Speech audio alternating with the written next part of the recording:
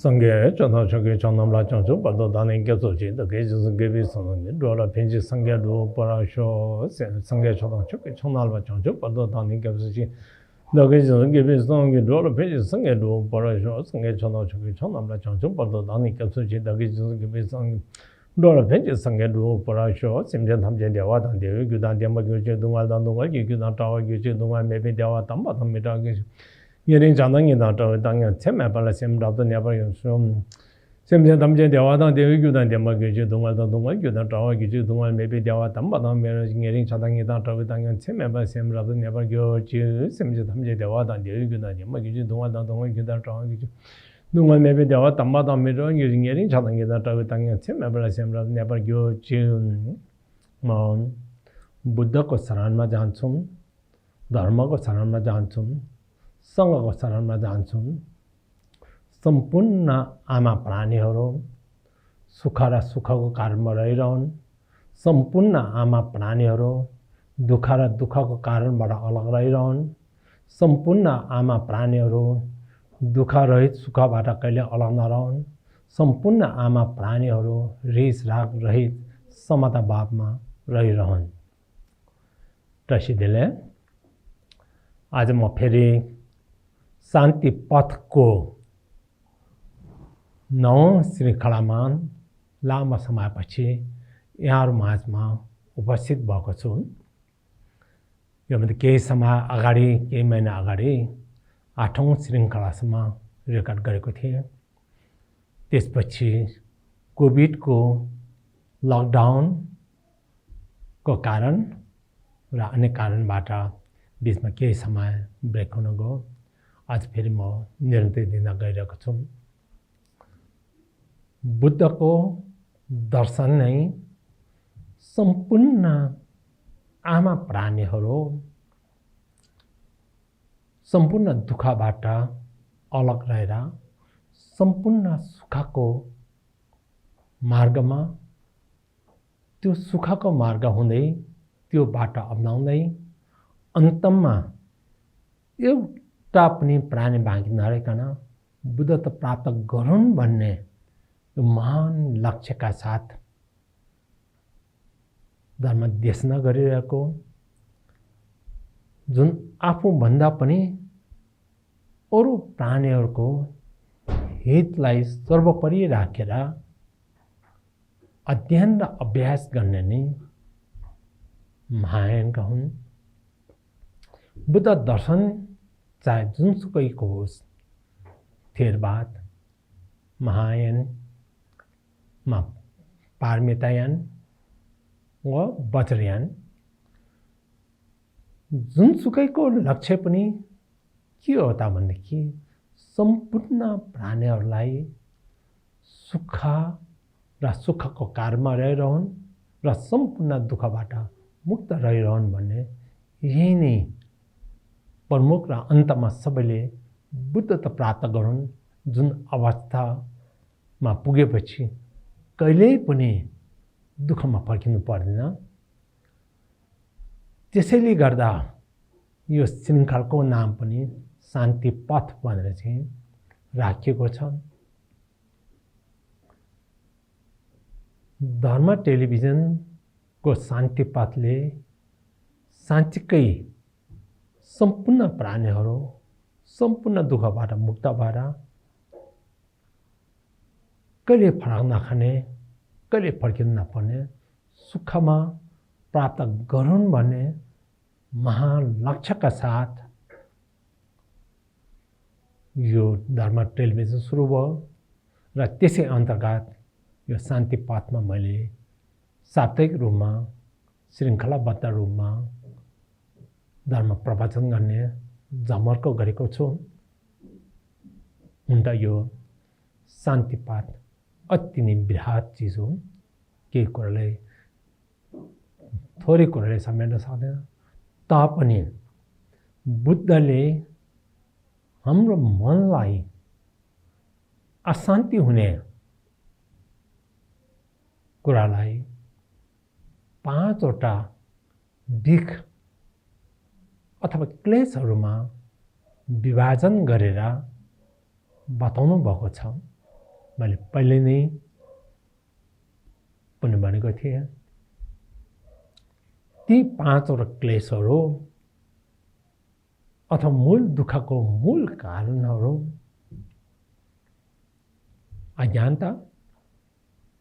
अज्ञानता भनेको कुनै पनि वस्तुको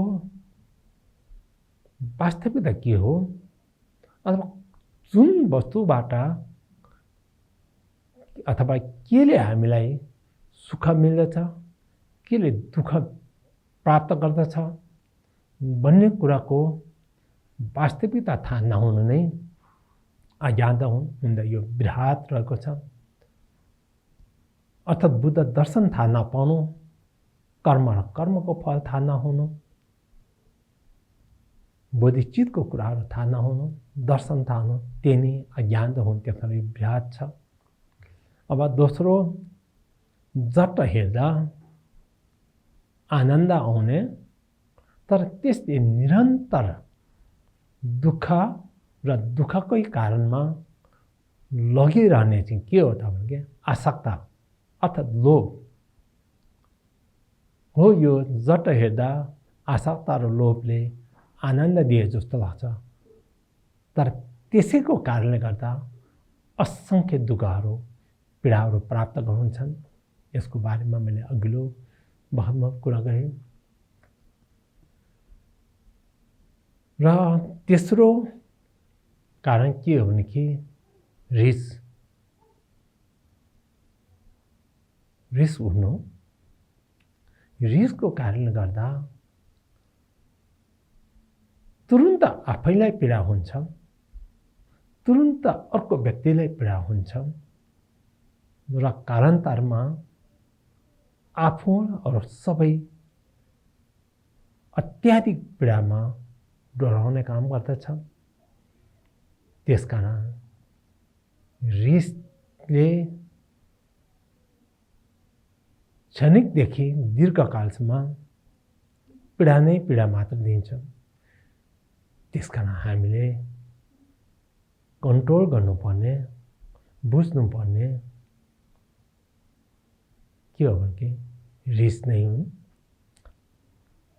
अब चौथो भिखमा के भन्नुभएको छ भने बुद्धले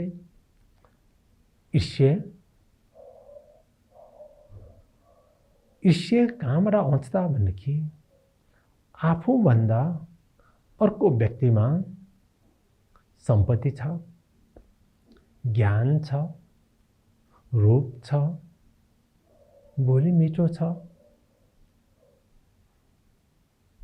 अथवा आफूभन्दा अर्को सम्पन्न छ भनेदेखि त्यसलाई सहन नसक्नु नै ईर्ष्या हो। ईर्ष्या गरेर कहिल्यै पनि आफूलाई न अहिले फाइदा हुन्छ न भविष्यमा फाइदा हुन्छ। यसले ठुलो पाप कमाउँदछन् अथवा दुःखको कारण बन्दछ। भनेदेखि अर्को कारण हो पाँचौं भिख घमण्डी। घमण्डी केबाट उत्पन्न हुन्छ त भनेदेखि अरूभन्दा आफूमा केही शिक्षा छ, कहिलेकहिले शिक्षा वास्तविक शिक्षा नहुन सक्छ, उबाट बढी जानेको पनि नहुन सक्छ, अब त अर्कोभन्दा बढी नहुन पनि सक्छ। तापनि अज्ञानले गर्दा अर्कोभन्दा आफूमा बढी छ भन्ने शिक्षा होस्, रूप, स्वास्थ्य, मान मर्यादा बोल्ने शैली कुनैमा पनि म अरूभन्दा आफू बढी छु भनेर त्यो घमण्ड आउनको कारणले गर्दा अरूलाई फेक्ने निज सम्झिने हुँदछ र अनि अर्काको ज्ञान सम्पत्ति अरूमा भएको गुणहरू देख्न सक्दैन। यी सबै पञ्चवृक्षहरू उत्पन्न हुने नै के हो त भने अज्ञानता। अज्ञानतालाई अस्ति पनि भने केबाट उत्पन्न हुन्छ भने वस्तुहरूको अथवा आफ्नो मनको, वचनको, शरीरको अथवा बाहिरी सम्पूर्ण वस्तुहरूको वास्तविक स्वभाव थाहा नहुनाले गर्दा वास्तविक स्वभाव थाहा नभएकोलाई अज्ञान भनिन्छ। अथवा धार्मिक दर्शन अनुसार हो भनेदेखि सम्पूर्ण वस्तुहरूको स्वभाव चाहिँ शून्यता रहेको छ। शून्यता भनेको शून्य होइन, देख्दा देखिने भए जस्तो, तर वास्तवमा त्यसको स्वभाव त्यस्तै छ त भने नभएको, परिवर्तनशील भएको थियो। अहिले जति हामीले बाहिरी वस्तुहरू हामी देख्छौँ वास्तवमा त्यसको गहिराइमा अणुमा परमाणुमा अथवा त्यो गहिराइमा अनुसन्धान गर्ने हो, विश्लेषण गर्यो भनेदेखि त्यस्तो रूपमा केही पनि पाउँदैन। सबै के हुन्छ परिवर्तनशील भएको हुन्छ।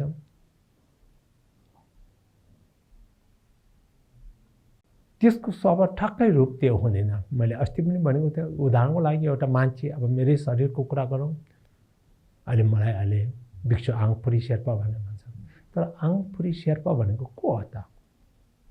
गहिराइमा विश्लेषण गर्ने हो भनेदेखि मेरो टाउको हो, दुईटा हात, दुईटा खुट्टा, शरीर, दुईटा आँखा, नाक, मुख, दुईटा कान, यस्तै पनि टुक्राएर हेर्ने हो भनेदेखि त्यसका छाला, रगत, मासु, अझ त्यसलाई टुक्रिने हो भनेदेखि अणु परमाणुसम्म जान्छ। त्यस्तै पनि टुक्राएर हेऱ्यो भनेदेखि अति नै सूक्ष्म रूपमा जान्छन्। भनेदेखि शान्तिको विचार गर्यो भनेदेखि आङफुरी भन्ने नै यही हो भनेर पाउन सक्दैन। देख्दा देखिन्छ, गहिराइमा विश्लेषण गरेर पाउनै नसक्ने, भेटाउनै नभेटाउने हो यस्तो खालको स्वभाव नै लाई नै अलिक छोटकानमा भन्यो भने शून्यताको स्वभाव हो। अथवा शून्यताको स्वभाव भनेको नि टोटल परिवर्तनशील स्वभाव हो। यही परिवर्तनशील स्वभाव भएको कारणले गर्दा हर चिज एकछिन पनि रहँदैन, निरन्तर परिवर्तन भइरहन्छ। अहिले बोलेको कुरा तुरुन्तै परिवर्तन हुन्छ, शरीरको रूप परिवर्तन हुन्छ। हो यो परिवर्तनशील, यसको स्वभाव यही छ भन्ने कुरा, यही नभएको कुरा जस्तो त्यस्तै नभएको कुरालाई तर हामी अज्ञानतावश त्यो ढक्कै हो, परिवर्तनशील छैन, शून्यता होइन, त्यो सत्यता हो, केही चिज हो भन्ने हामीले मनमा गहिरो छाप भएको कुरा भएको कारणले गर्दा अनि हामी जुनसुकै कुरालाई त्यो स्थायी रूपमा हो, साँच्चीकै हो भन्ने लाग्दछ। अनि यही साँच्चीकै भएको वास्तवमा नपाउने, झट्ट हेर्दा भयो जस्तो लाग्ने, त्यसलाई चाहिँ गहिरो छाप परेर कोही मान्छेले हामीलाई राम्रो गर्यो अथवा कुनै वस्तु चाहिँ हामीले भेट्यौँ भने त्यसमा आसक्त हुने, तर वास्तवमा त्यो पनि त्यो रूपमा कहिले पनि रहँदैन। सम्पत्ति भयो भने त्यो रूपमा रहने, सबै परिवर्तनशील, रूप पनि परिवर्तनशील, बोली वचन पनि परिवर्तनशील भएको हुनाले त्यसले आसक्ति गर्नु पनि बेकार हो। तर त्यो सधैँ रहँदैन भन्ने कुरा त्यही थाहा नपाएका कारणले गर्दा मानिसहरूले त्यसमा आसक्तिमा लिन्छन्। जसरी आसक्तिको रूप लिन्छ त्यस्तै गरी हामीलाई कोही व्यक्तिले आफूले सोचेको भन्दा आफ्नो इच्छा भन्दा फरक खालको विपरीत विचार राख्यो अथवा विपरीत कुरा भन्यो भनेदेखि हामीलाई रिस उठ्छ। अथवा हाम्रो केही सम्पत्तिहरू खोसिदियो भनेदेखि रिस उठ्छ। तर गहिराइमा त्यो रिस नउठ्नुको लागि हामीले के विश्लेषण गर्नुपर्छ त भनेदेखि त्यो हाम्रो कुनै वस्तु अर्को लोग्दियो रे, मानिलिउँ एउटा ग्लास बनाऊ, कुनै वस्तु बनाऊ, कपडा बनाऊ, त्यो अरू लोग्यो रे। अब त्यसमा विश्लेषण गर्नुपर्छ, साँच्चीकै त्यो मेरो मसँग सधैँ रहिरहने हो र, परिवर्तन नहुने हो र, नाश नहुने हो र? सबै वस्तुको स्वभाव चाहिँ नाशवान छ, परिवर्तनशील छ, त्यही रूपमा छैन भनेदेखि त्यो स्वभाव थाहा पाएकै अवस्थामा हामीलाई त्यो वस्तु हामीबाट अलग भएको अवस्थामा, अरूले लग्यो अवस्थामा, खोसेको अवस्थामा अब रिस कम हुन्छ। निकै ठुलो अभ्यास चाहिन्छ। यसको स्वभाव चाहिँ परिवर्तनशील हो भने कुनै वस्तुमा हो भनेदेखि। अनि हाम्रो कुनै आफूले मन परेको वस्तु बिग्रियो भनेदेखि, टुट्यो भनेदेखि, अर्कोले टुटाइदियो भनेदेखि, बिगारिदियो भने पनि हामीलाई रिस उठ्न थाल्छ। तर त्यो बारेमा कसरी विचार गर्ने त, रिस कम गर्ने अब यताको अभ्यासमा हो भने अब त्यसको स्वभावमा हामीले मैले भने कुनै पनि वस्तुको स्वभाव टुट्ने नै हो, फुट्ने नै हो। त्यही अवस्थामा नरहेकन ढिलो चाँडो मात्रै हो, फरक भएर जाने नै हो भनेदेखि त्योभन्दा अगाडि नै त्यो वस्तुको स्वभावमा फरक भयो, टुट्यो, फुट्यो, बिग्रियो भनेदेखि यसको स्वभाव नै यस्तो हो भन्ने बुझ्न साथ हाम्रो रिस कम हुन थाल्छ। यही अभ्यास निरन्तरता भयो भने केही भयो भने पनि कहिले रिस उठ्दैन। योगीहरूलाई उसको सामान हराएर बिग्रिएर कहिले पनि रिस उठ्दैन, किनभने त्यो स्वभाव नै परिवर्तनशील हो। त्यसको वास्तविक स्वभाव त्यस्तै छैन। नाश हुनु भने थाहा पाउन साथ त्यसमा रिस कहिले उठ्दैन। जसरी एउटा बच्चाहरूले आफ्नो कुनै वस्तुलाई एकदम प्यारो गर्छ, बालुवाको जस्तो भनौँ, सानोमा नरौँ, तर हामी ठुलो मान्छेले यो केही पनि होइन, एउटा खेलाउन, एउटा बनावटी, काम नलाउने, त्यो थाहा पाएपछि त्यो बच्चाहरू त्यो वस्तु हराएपछि, टुटेपछि रुई कराई गरेको देख्दा हामीलाई हाँस उठे जस्तै, रिस नउठे जस्तै, हर चिजमा पनि हामीले त्यसरी लिन थाल्यो भनेदेखि त्यो प्रतिको रिस चाहिँ कम भएर जान्छ। अब मानिलिउँ अब अर्को रिस उठ्ने मान्छेले नराम्रो वचन बोल्यो भनेदेखि अब त्यसमा पनि विश्लेषण गरौँ। कुनै वचन बोल्यो भने उसले एकछिनै उसले त्यो वचन बोल्छ, तर वास्तवमा उसले बोल्ने त्यो मन पनि परिवर्तन भएर जान्छ, सधैँ त्यो रूपमा रहँदैन। वास्तवमा त्यो वचनलाई हामीले विश्लेषण गऱ्यौँ भने कि त्यो एउटा शब्द मात्रै हो। त्यो शब्दलाई हामीले जहिले पनि के भन्यो, यो चाहिँ यस्तोको शब्द हो भने हामीले त्यत्तिकै त्यसलाई एउटा रूप दियो। त्यो नराम्रो हो भने हाम्रो मनले सोच्यो, तर त्यही शब्द चाहिँ पहिलेदेखि राम्रो हो भनेर त्यही शब्द चाहिँ राम्रो भनेको भए त्यो शब्द प्रयोग गरेर हामीले कहिल्यै रिस उठ्दैन। उदाहरणको लागि कुनै एउटा विदेशीले अर्कै भाषामा हामीलाई गाली गर्यो भने पनि त्यो गाली हो भन्ने कुरा थाहा पाएन भनेदेखि हामीलाई त्यस्तै केही पनि फरक पर्दैन। आखिर त्यो किन फरक परेन भने हामीले त्यो शब्दलाई कहिले पनि नराम्रो हो भने चाहिँ कहिले हामीले मनले लिएनौँ। त्यस्तै गरी हामीले सुन्ने ती गालीका शब्दहरू पनि वास्तवमा यी मनले चाहिँ यो नराम्रो हो भनेर नाम दिएको मात्र हो। वास्तविक त्यो शब्दको स्वभाव नराम्रो होइन। त्यसलाई हामीले चाहिँ ठोस रूपमा लिएन भनेदेखि के फरक पर्यो? त्यो शब्दले साँच्चीकै हामीलाई कहाँ चाहिँ हानि गर्छ त, कहाँ चाहिँ असर पर्छ त? गहिराइमा विश्लेषण गर्यो भने, अभ्यास गर्यो भने कुनै पनि यी नराम्रो शब्दहरूबाट हामीले रिस कहिले पनि उठ्दैन। यो सबै हामीले के गरे त भनेदेखि यो शब्द भनेको नराम्रो हो, यो चाहिँ राम्रो हो भने हामीले एउटा नाम दिएकोले मात्रै हो। त्यसैले यी चिजहरूले मलाई वास्तवमा के चाहिँ साँच्चीकै के चाहिँ अप्ठ्यारो पार्यो त, के चाहिँ दुःख दियो त भने गहिरोसँग विश्लेषण गर्यो भनेदेखि त्यसरी रिस कहिले उठ्दैन।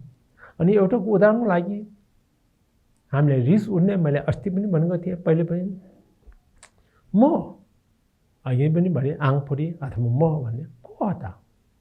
वास्तवमा छँदै छैन भनेदेखि पाउँदैन भनेदेखि अब रिस उठ्ने पनि को हो त? अब हाम्रो मन हो भने मन त छिनमा परिवर्तन भएर जान्छ। अघिको मन चाहिँ हो कि रिस उठ्ने, पछिको चाहिँ हो कि अहिलेको हो, त्यो पनि एकछिनमा हराएर जान्छ। त्यो रिस पनि सधैँ रहँदैन भनेदेखि, निरन्तर सधैँ रहँदैन भनेदेखि अहिले नै त्यो नरहने चिजको पछि लागेर हामी किन रिसाउने? यसरी अभ्यास गर्नुभयो भने हामीले उठ्ने रिसहरू एकदमै कम भएर जान्छ। रिस भनेको यस्ता खतरा चिज हो जसले हामीलाई ठुलो लामो समय, धेरै कल्पसम्म कमाएको पुण्य पनि यदि त्यो पुण्यलाई परिणाम नगरेको छैन, पछि बुद्धत्व प्राप्त गर्नको लागि सम्पूर्ण प्राणीहरूले बुद्धत्व प्राप्त गरून् भनेर बोधिचित्तको उत्पन्नसहित परिणाम न अथवा दान गरेको छैन भने, त्यो पुण्यलाई दान गरेको छैन भनेदेखि त्यस्ता पुण्यहरू हामीले एकपटक रिस उठ्न साथ नाश भएर जान्छन्। र रिसबाट जहिले पनि दुष्परिणाम अहिले पनि पीडा हुने र पछि रिसको परिणाम कतिको ठुलो रिस उठेको छ त्यो अनुसार धेरै नै रिस उठ्यो भने त्यसको फल नर्क बाहेक कहाँ जान्न। कम हो भने त्यो भने माथि भूतप्रेत, जनावर र मान्छे त्यो कहाँ जन्म लिन्छ भन्ने कुरा चाहिँ हाम्रो रिसको मात्रामा भर पर्दछ। त्यसको पञ्चविषहरूमध्ये रिस भनेको अति नै पाप कमाउने शक्तिशाली हुन्। त्यसैले यसलाई यी कुराहरू बुझेर रिस एकदमै कम गर्यो भनेदेखि योभन्दा ठुलो रिसलाई रोक्नु जस्तो बुझेर त्यो पनि कमजोर भएर होइन, यसको स्वभावलाई बुझेर, यसको स्वभाव चाहिँ शून्यता हो। यो वास्तवमा यो रिस आफै पनि जट्टै रिस उठे जस्तो त्यसको गहिराइमा हेऱ्यो भनेदेखि कहीँ पनि नपाउने रिस आफै कहीँ पाउँदैन। गहिराइमा हेऱ्यो भने कहाँबाट उठ्यो, कहाँ हराएर गयो, कता जान्छ, गहिराइमा विश्लेषण गर्नु भने कहीँ पनि पाउँदैन भने यो कहीँ पनि नपाउने जट्ट हेर्दा रिस उठे जस्तो यस्ता चिजलाई बुझेर यसको स्वभाव शून्यता हो भने त्यो चाहिँ फेरि ज्ञान हो, एक प्रकारले प्रज्ञा पनि हो। त्यसरी विश्लेषण गर्नुभयो भने त्यही क्षणमा नै वास्तवमा यी रिसहरू हराएर जान्छन्। अनि जब रिस हराउँछ तब आफूलाई शान्ति मिल्दछ। अनि जो रिस गर्ने उठ्ने व्यक्तिहरूदेखि करुणा जागेर आउँछ, बोधिचित जागेर आउँछ।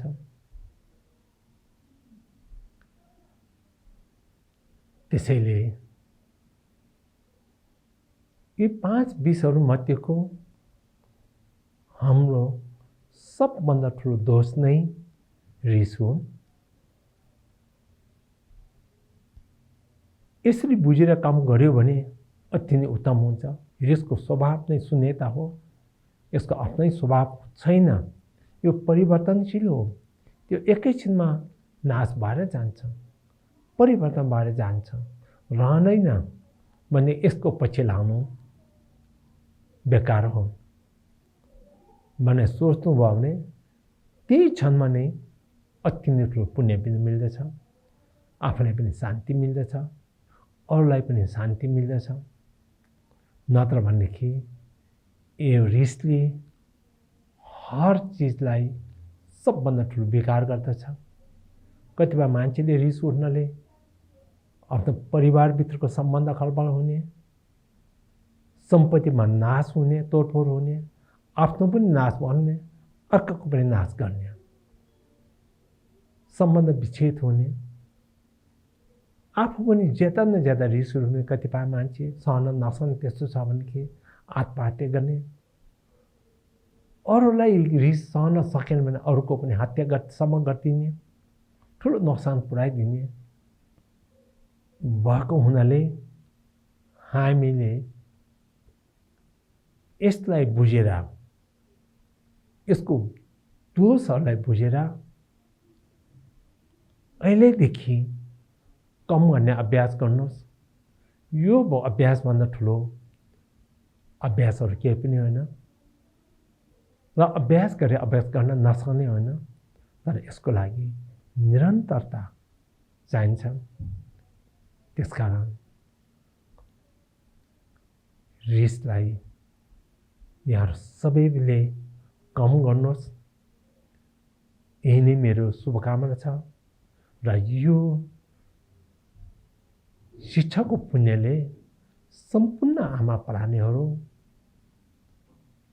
दुःख र दुःखको कारणबाट छुटकारा भए, सुख र सुखको कारणमा सधैँ रहिरहन् र अन्तमा छिटोभन्दा छिटो बुद्धत्व प्राप्त गरून्। यही नै मेरो शुभकामना छ। प्रसिद्धिले।